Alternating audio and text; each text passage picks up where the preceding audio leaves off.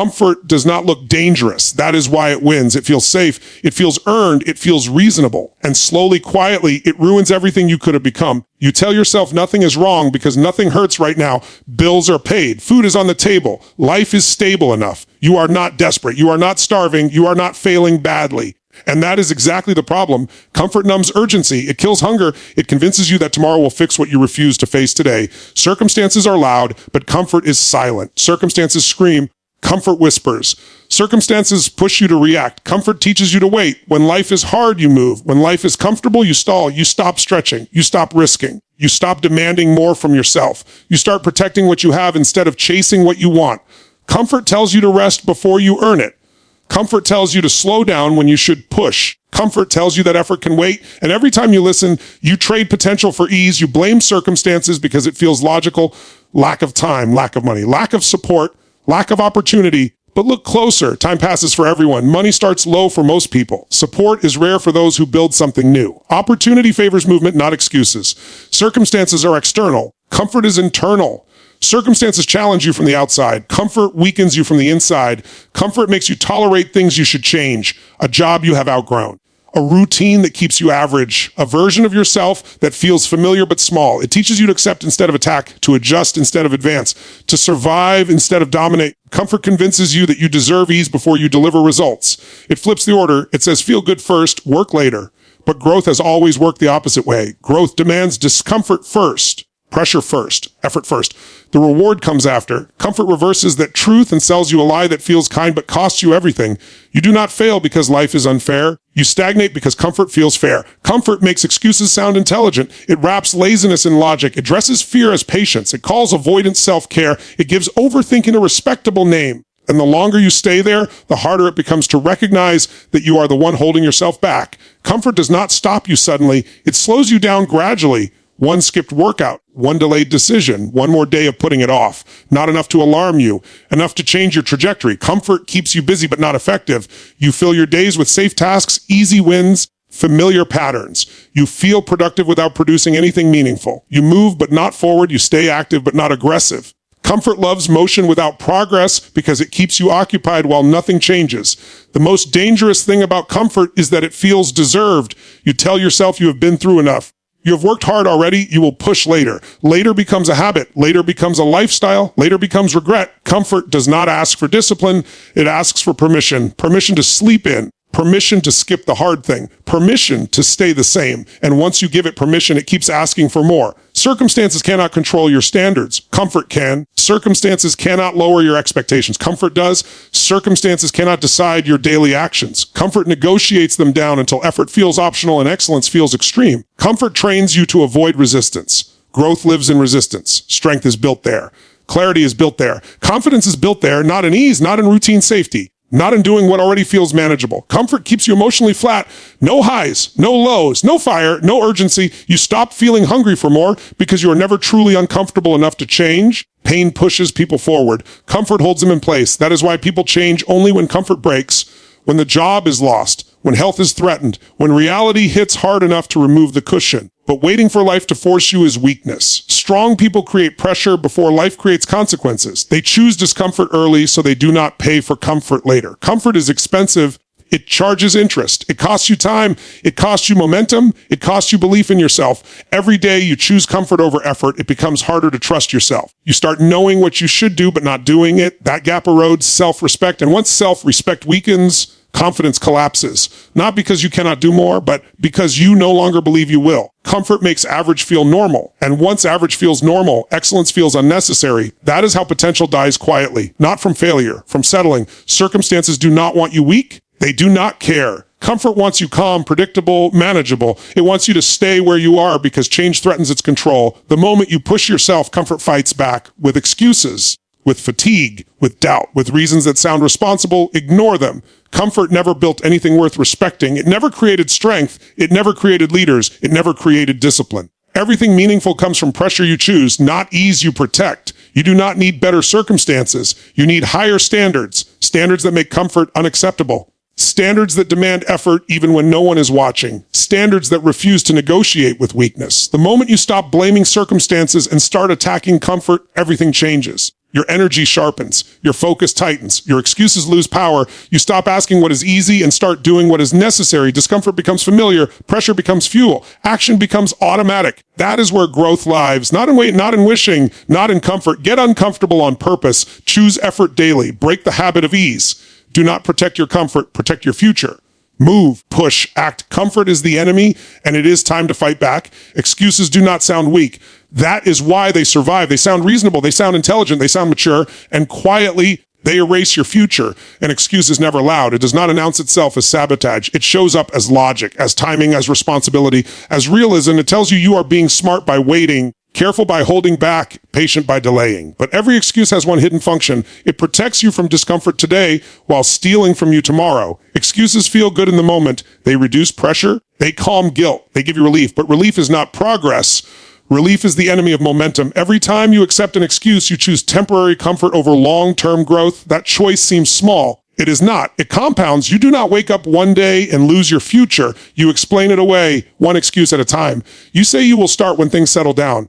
You say you will push harder when you feel ready. You say you will take action when conditions improve. Days turn into weeks. Weeks turn into years. And suddenly the life you wanted feels far away, not because it was impossible, but because you kept giving yourself permission to delay. Excuses are dangerous because they never feel like quitting.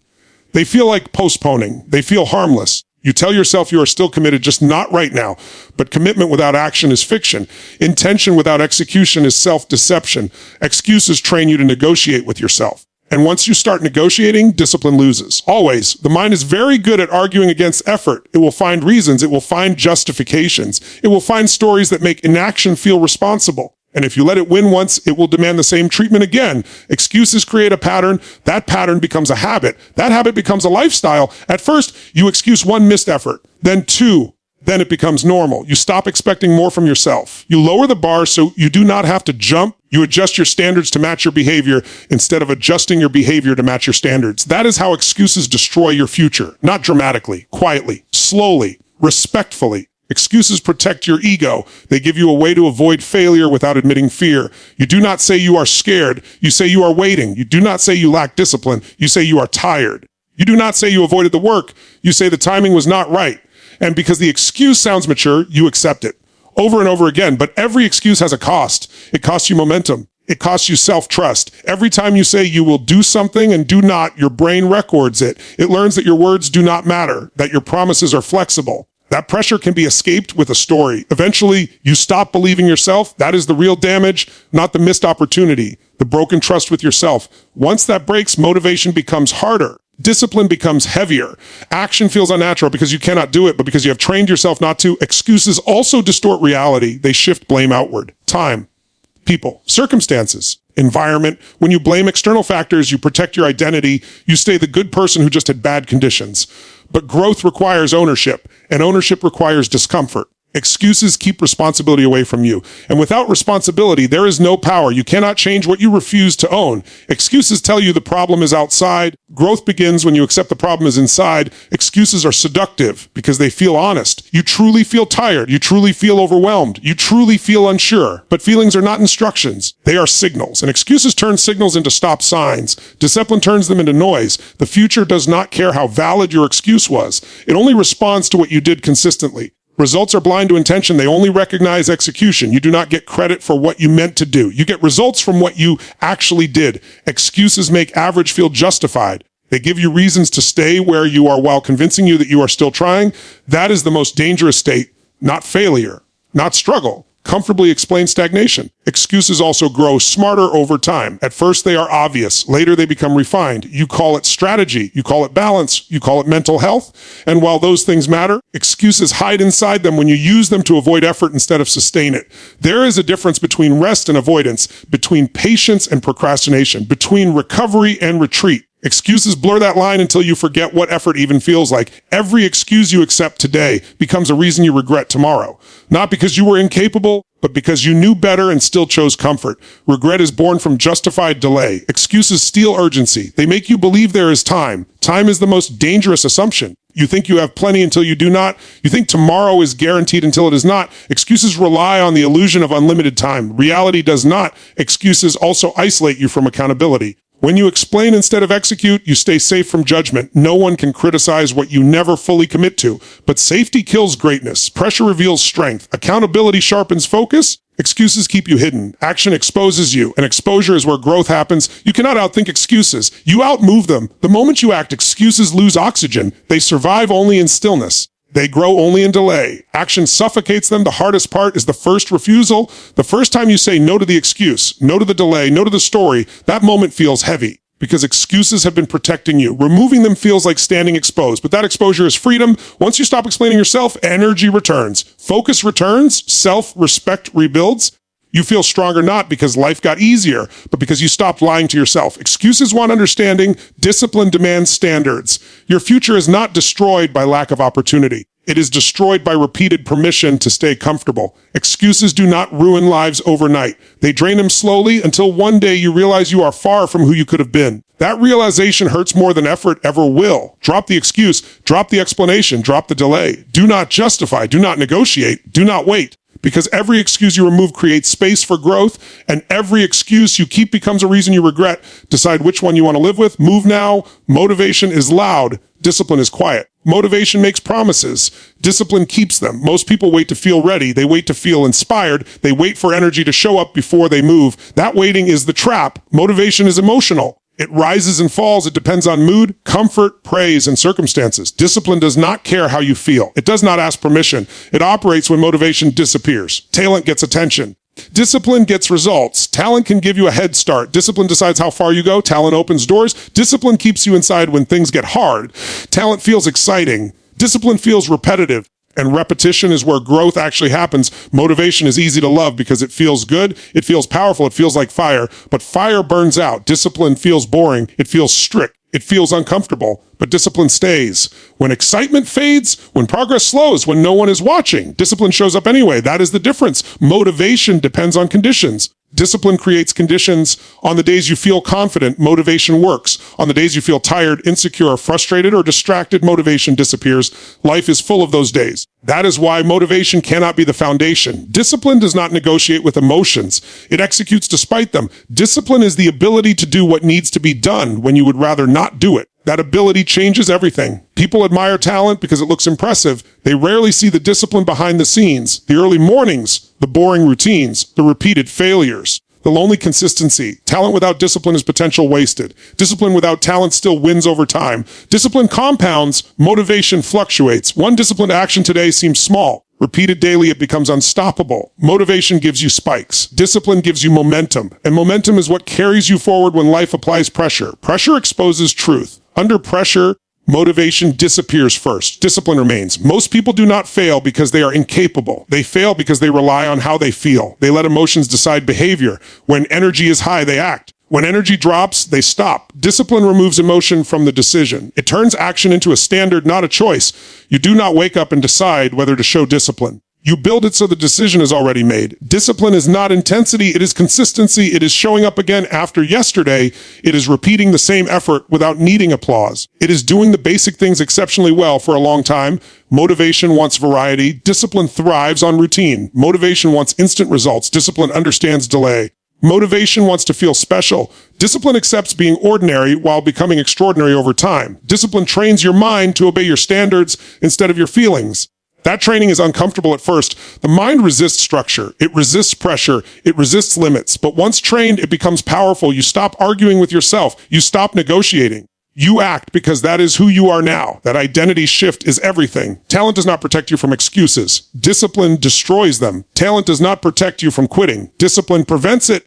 Talent does not guarantee progress. Discipline demands it. Discipline builds self-trust. Every time you do what you said you would do, even when it is hard, you reinforce belief in yourself. That belief becomes confidence, real confidence, not loud, not performative, quiet, and unshakable. Motivation cannot build that. It comes and goes too easily. Discipline sharpens focus. When actions are non-negotiable, distractions lose power. You stop asking if you feel like it. You stop waiting for the perfect mood. You do the work. Focus improves because energy is not wasted on internal debate. Internal debate drains more energy than effort. Discipline simplifies life. It reduces chaos. It creates structure where emotions once controlled outcomes. Structure creates freedom. Freedom comes from knowing you will act regardless of how the day feels. Discipline is freedom disguised as restriction. People often confuse discipline with punishment. It is not punishment, it is protection. It protects your future from your current impulses. It protects your goals from your moods.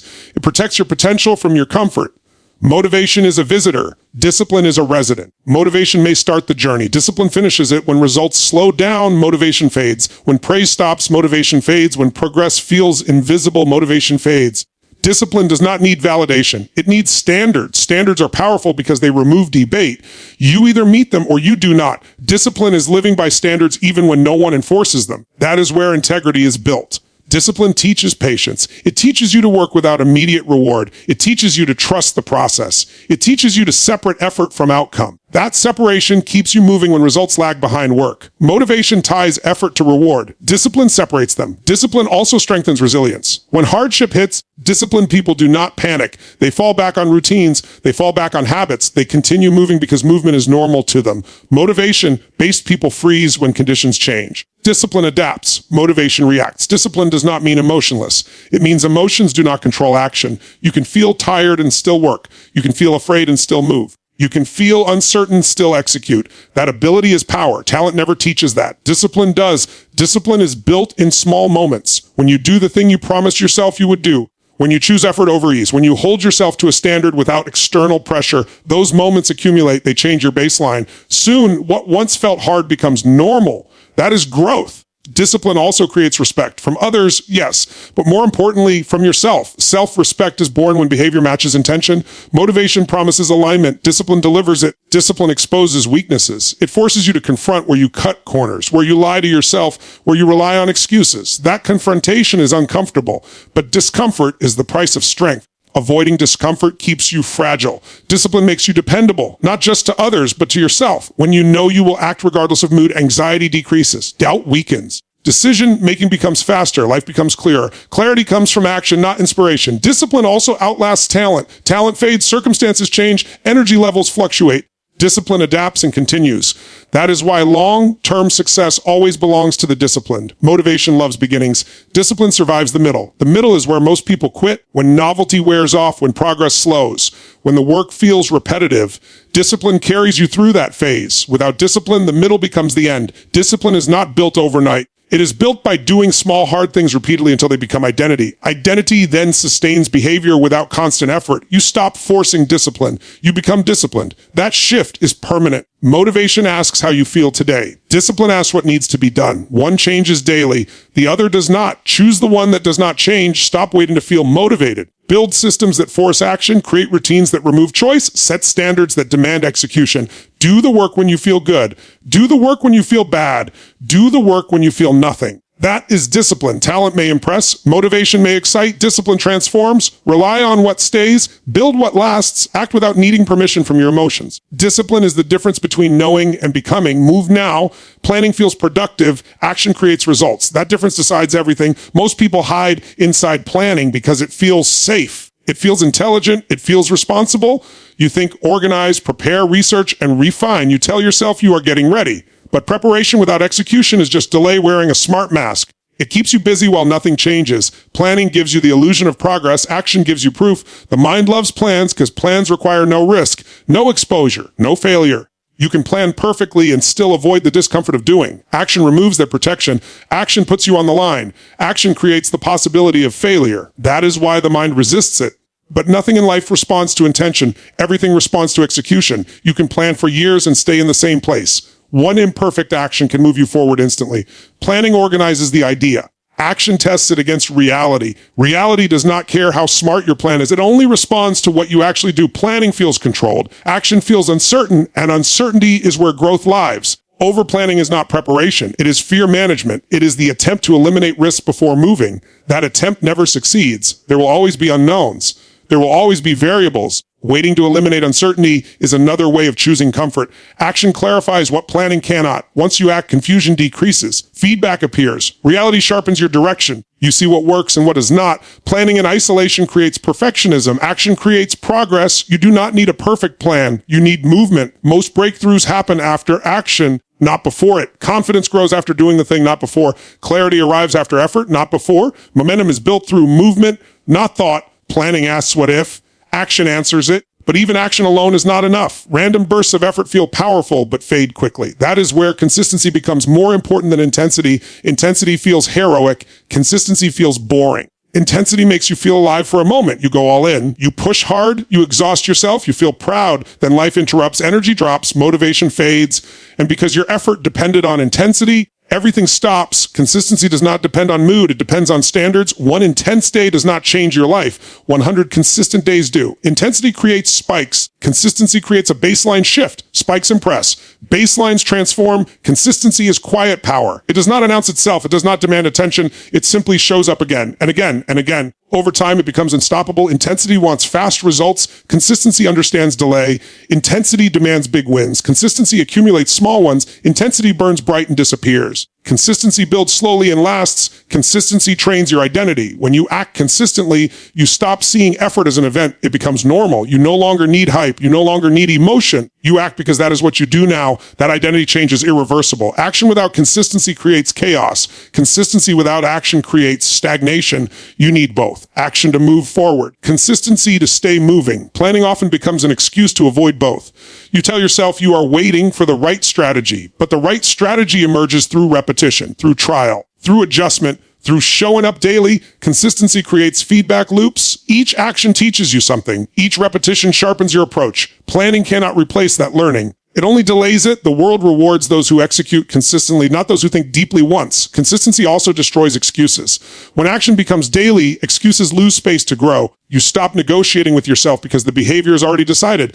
The question is no longer if it is done. Intensity invites excuses. Consistency suffocates them. Consistency builds trust with yourself. Every time you show up, even imperfectly, you reinforce belief. That belief becomes confidence, not loud confidence, quiet certainty. The kind that does not need motivation to function. Intensity cannot build that. It is too inconsistent. Planning often focuses on future perfection. Consistency focuses on present execution. Future thinking feels inspiring, present effort feels demanding, but results are built in the present, not the future. Consistency makes time work for you. Intensity fights time. Consistency compounds. Intensity exhausts. You do not need massive effort. You need repeatable effort. Small actions done daily outperform massive actions done occasionally. That is how skills are built. That is how bodies are built. That is how businesses are built. That is how lives are built. Consistency reduces pressure. When you know you will act tomorrow, you stop forcing everything into today. You stop panicking.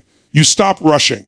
You trust the process because you are committed to it. Intensity creates pressure because it treats every moment as decisive. Consistency understands long-term reality. Action beats planning because action creates evidence. Evidence kills doubt. Planning feeds doubt because it keeps outcomes hypothetical. When you act, you see progress, even small progress. That progress fuels further action. Action creates clarity. Consistency creates mastery. Most people do not need better ideas. They need better follow-through. They do not need more planning time. They need fewer breaks in execution. Consistency exposes weaknesses. When you act daily, you cannot hide behind talent or bursts of energy. Weak habits surface. Gaps appear. That exposure allows correction. Without consistency, weaknesses remain hidden. Consistency humbles you. It forces patience. It teaches you to work without applause. That humility builds resilience. Intensity feeds ego. Consistency builds character. Consistency also makes discipline easier. When action is routine, it requires less mental energy. You stop debating, you stop resisting. Effort becomes automatic. That automation frees mental space for improvement instead of decision fatigue.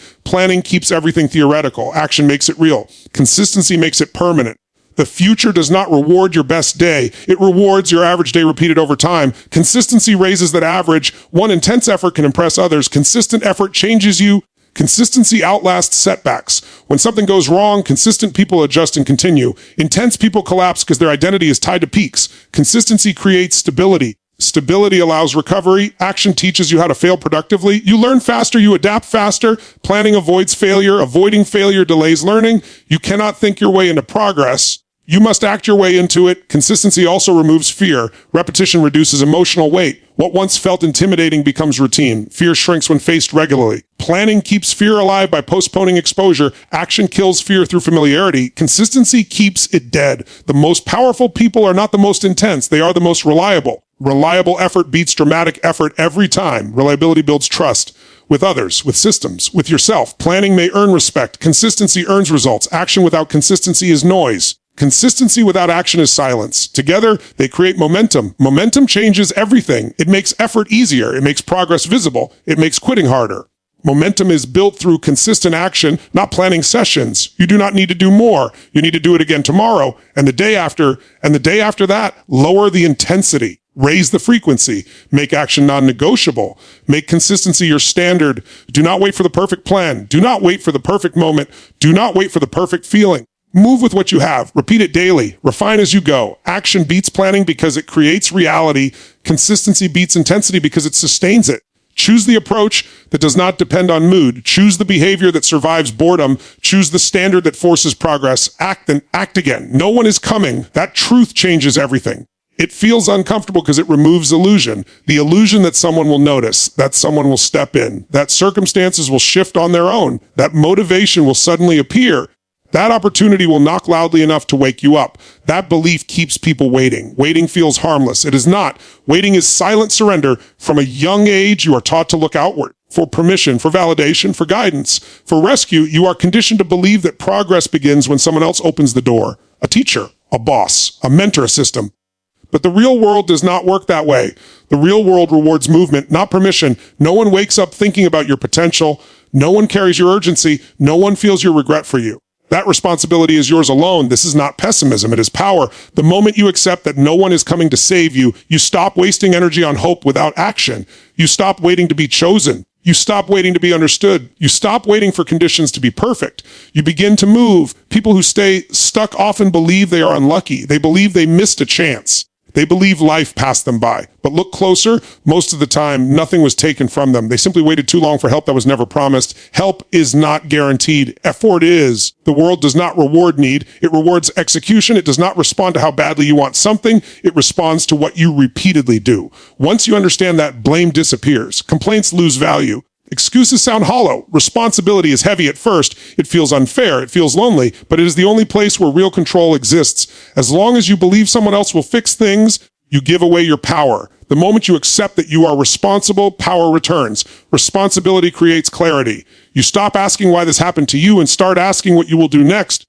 You stop analyzing what others should have done and start adjusting your own behavior. That shift is quiet but radical. No one is coming means no shortcuts. No one is coming means no guarantees. No one is coming means results must be earned. This truth removes entitlement. Entitlement weakens effort. When you expect rescue, effort softens. When you know rescue is not coming, effort sharpens.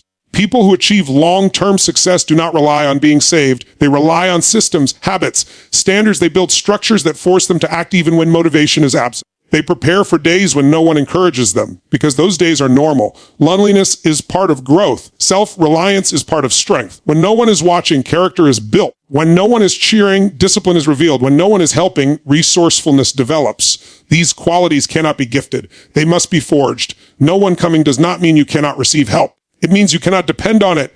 There is a difference. Help is a bonus. Dependence is a weakness. If your progress requires constant external support, it collapses the moment that support disappears. Strong people move even when unsupported. Responsibility also removes resentment. When you stop expecting others to fix your life, you stop being angry when they do not. You stop feeling overlooked. You stop comparing timelines. You focus on execution. That focus accelerates growth. Blame slows you down. Ownership speeds you up. Responsibility forces honesty. You can no longer hide behind circumstances. You can no longer say you did not have a chance. You confront what you avoided. You face your habits, your effort, your consistency. That confrontation is uncomfortable, but discomfort is the doorway to improvement. Comfort allows denial. Responsibility demands change. No one coming also means your success will be quieter. There will be fewer celebrations early on, fewer affirmations, fewer signs that you are on the right path. That silence tests resolve. It separates those who need recognition from those who need results. Results speak later. Silence speaks now. Responsibility builds resilience. When setbacks happen, you do not collapse into blame. You adapt. You adjust. You continue. You do not wait for permission to recover. You recover because stopping is not an option. This mindset creates momentum. Momentum does not come from inspiration. It comes from repetition under responsibility, from showing up because you decided to, from acting because you said you would, from continuing even when no one notices. No one coming also means no one to impress. That is freedom. You stop performing. You stop chasing approval. You stop shaping your life around expectations that are not yours. You work because the work matters. You move because movement matters. That internal alignment is powerful. Responsibility simplifies decisions. When you know the outcome depends on you, hesitation decreases. You stop overthinking. You stop delaying. You choose action because an action has a visible cost. That cost is your future. Every day you wait, You pay interest. Every day you act, you invest. Responsibility also sharpens priorities. When no one is coming, distractions lose appeal. Drama feels expensive. Time feels valuable. You become selective. You protect your energy. You stop wasting effort on things that do not move you forward. Focus is born from responsibility. No one coming means there is no one to blame if you quit. That truth is harsh. It forces you to confront your own limits honestly, but it also means there is no one to credit when you win. That victory is yours fully, cleanly, without conditions. That ownership builds pride, real pride, quiet pride, the kind that does not need validation. Responsibility does not make life easy. It makes life effective. It does not remove struggle. It gives struggle meaning. You suffer for a reason. You work for a reason, you endure because you chose to. Choice is power. When you accept that no one is coming, you stop asking for permission to become who you want to be.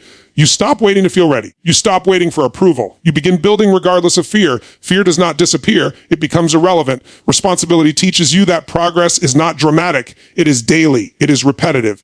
It is often boring. But it works. And working quietly beats waiting loudly. Waiting feels safe. Responsibility feels demanding. Demanding builds strength. No one coming also means now matters. There is no later plan, no future rescue, no miracle timing. There is only the action you take today and the habits you repeat tomorrow. Now is enough. You are enough. Responsibility removes fantasy and replaces it with execution. You stop dreaming about who you could be and start becoming who you are willing to work for. That transition is where identity shifts. You are no longer someone waiting for change. You are someone creating it. No one coming is not a sentence. It is a wake-up call. Stand up, take ownership, move without permission. Your response decides everything. Act now,